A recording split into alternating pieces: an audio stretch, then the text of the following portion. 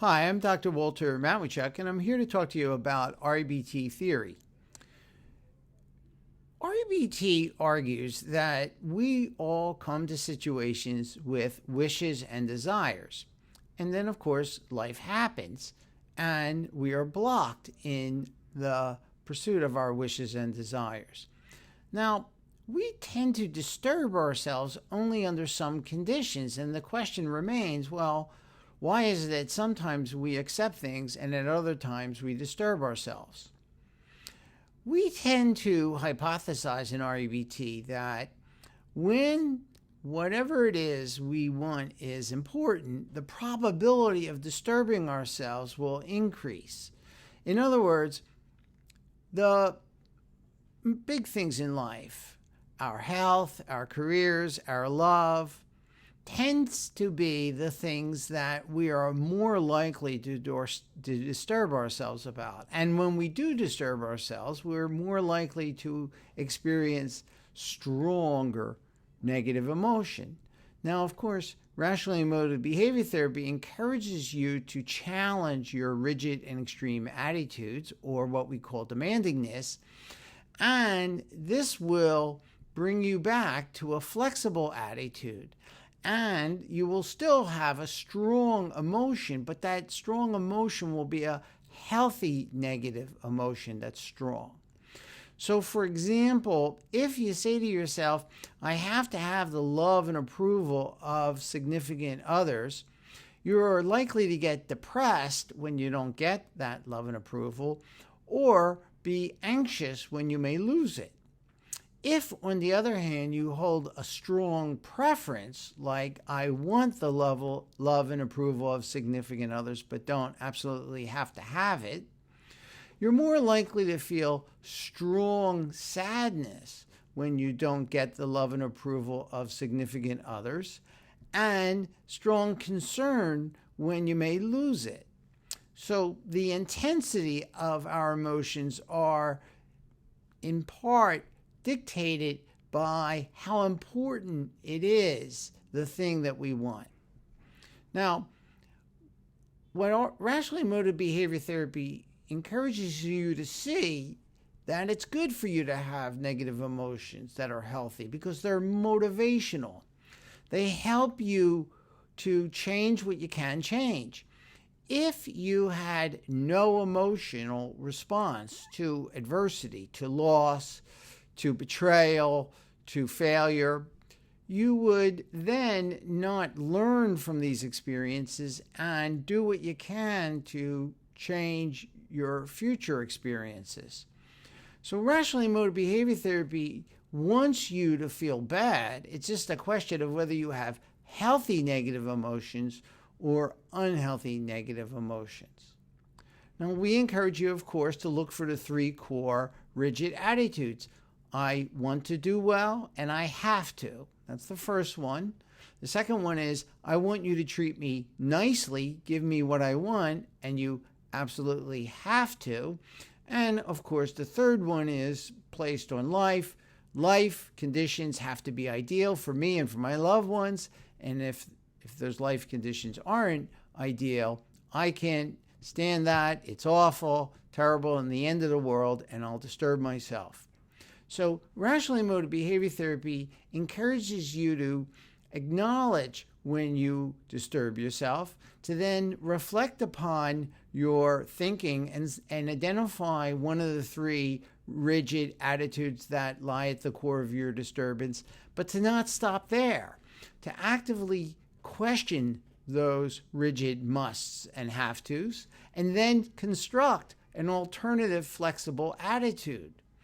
Those flexible attitudes would be, I really want to do well, but I don't have to. And when I fail or do poorly, I'll feel sad and disappointed and learn and then try to do better next time. As for the second rigid attitude, that would convert to, I really want you to treat me nicely, but I acknowledge you don't have to. And of course, when you don't treat me nicely and give me what I want, I will be sad, displeased, annoyed. but I won't disturb myself, and then I can assert myself with you and attempt to try to get you to give me what I want.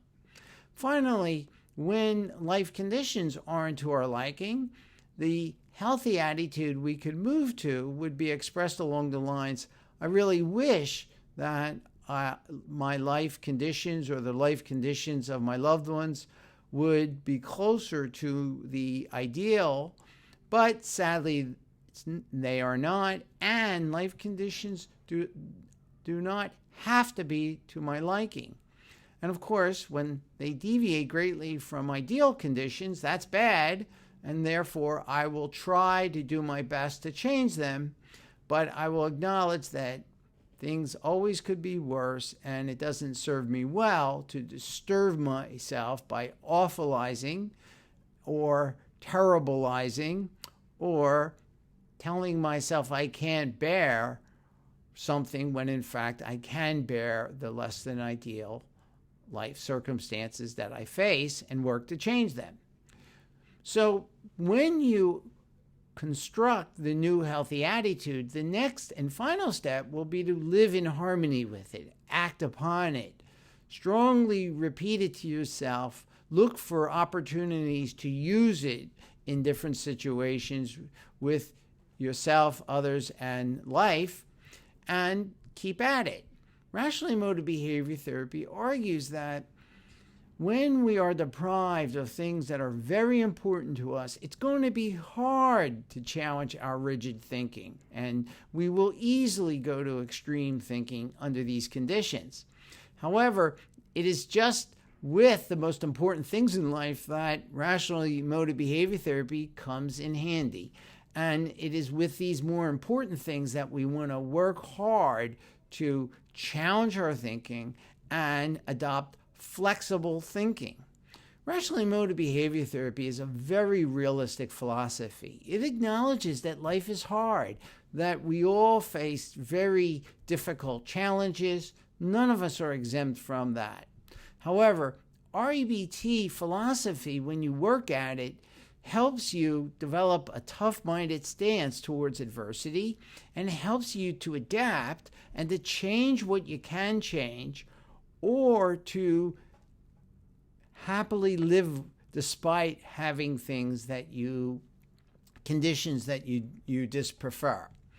That's probably one of the things I like most about REBT, is the assumption that even when we don't get what we want, we still can have some happiness in life, despite acknowledging that conditions aren't ideal, and that, of course, they would be better. We'd have more happiness if the things we most want were, in fact, in place in our lives. Ellis once wrote a book called How to Stubbornly Refuse to Make Yourself Miserable About Anything, Yes, Anything. And in it, he essentially argues that even when our lives deviate from the ideal standard that we envision them to live up to, we still could, one, not be miserable, and two, have some degree of happiness even though things aren't as we'd like them. And this assumption has kept me interested in REBT philosophy for over 32 years because I'm a realist and I see that life will always be lacking in one way or another. My performance will be lacking in one way or another. And of course, other people will treat me poorly from time to time. And therefore, if I want to have some degree of happiness, then I'm going to have healthy attitudes in response to these adversities. I'd like to remind you that every Saturday on Zoom, I talk to a volunteer about a real problem and try to show them how to think in this way. People find it very helpful to observe these conversations, and each week over 100 people attend from around the world. If you write to me at rebtdoctor@gmail.com, I will be happy to send you your invitation to the Saturday Rational Emotive Behavioral Conversation Hour. It's held every Saturday, and it's at 9 a.m. in Philadelphia, which is 2 p.m. in London, 4 p.m. in Moscow, 6:30 in New Delhi, and 10 p.m. in Tokyo. I hope you can join us on Saturday, and if not this Saturday, then in some future Saturday.